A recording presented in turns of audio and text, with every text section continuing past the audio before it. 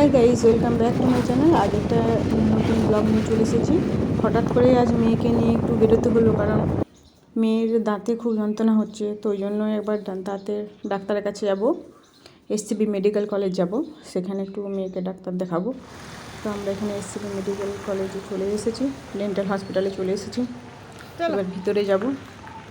হঠাৎ করে রাত্রে যন্ত্রণা শুরু হলো, ওই জন্য সকালবেলায় গেলাম। এখানে সর্দি জুখামের জন্য ডাক্তার দেখিয়েছিলাম। তো ডাক্তার বলল যে একবার ডাক্তার দেখাতে, হয়তো দাঁতের মধ্যে জীবাণু থেকেও হয়তো ঠান্ডা লাগাটা বেশি হচ্ছে।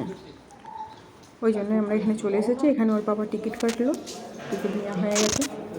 আমরা ভিতরে যাচ্ছিলাম, কিন্তু প্রথমবার এখানে গেছি, তো ওই জন্য জানি না, এদিকে ছিল না রুমটা, ওই জন্য ওইদিকে আবার যাচ্ছি। জিজ্ঞাসা করলাম যে ডক্টর চেম্বার কোথায়।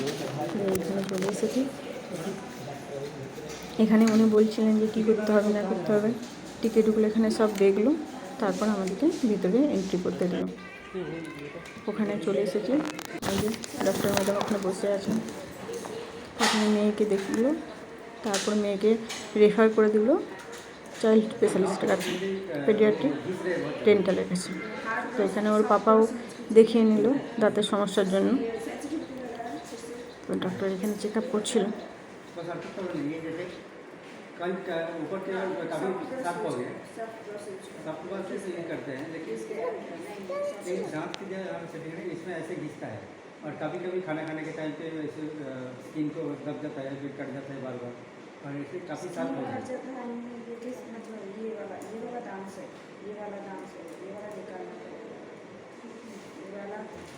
मतलब इसका पोजीशन ठीक से नहीं हुआ, दाल के नीचे ये वाला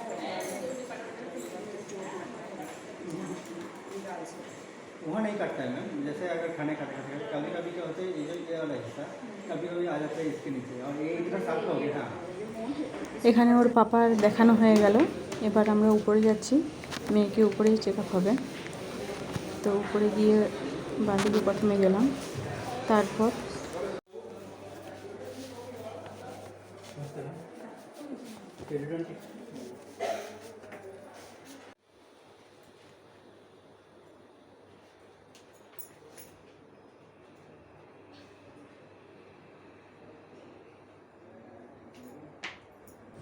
এবার উপরে এসে টিকিটটা প্রথমে জুনিয়র ডাক্তার চেক করার পর সেটা রেফার করে দিল সিনিয়র ডক্টরের কাছে।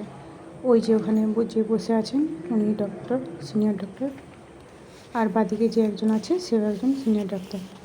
তো তারা চেক করার পর দেখে বললেন इसका मैम क्या हुआ था, इससे कैविटीज़ की वजह से दांत पूरा ख़राब हो गया है, एक भी दांत नहीं है, सारे सारे ख़राब हो गया है।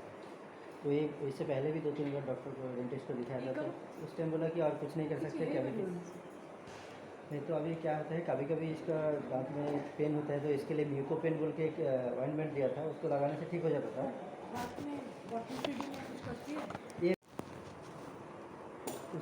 इसका मैम अगर जब दोबारा दांत निकलेगा तो ठीक ठाक से निकलेगा कि नहीं, इसका या तो कुछ है ऐसे ट्रीटमेंट का पहले से, ताकि ठीक ठाक से निकल जाए दांत। नहीं आप जहाँ भी दांत है ठीक दांत আছে কিন্তু এটা सफा रखिए पर नो बढ़िया। अच्छा, इसके बाद जो भी दांत आएगा वो ठीक दांत आएगा।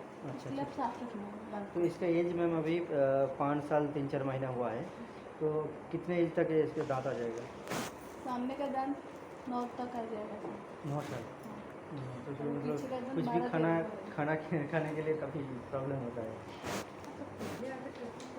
नहीं, पहले भी मैम दिखाया था, मैं वेस्ट बंगाल में उस टाइम पे दिखाया था, लेकिन उस टाइम पे लग गया था।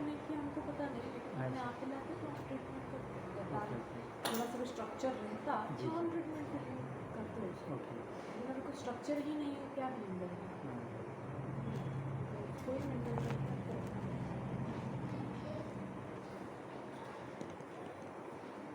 অ্যাকচুয়ালি আমরা এসেছিলাম বাচ্চার দাঁতের স্কিলিং করানোর জন্য। ডক্টর ম্যাডাম এখানে চেক করে বললেন যে ওর দাঁতের যে স্ট্রাকচারটা হয় সেটাই ওর এখন নষ্ট হয়ে গেছে ক্যাভিটির জন্য।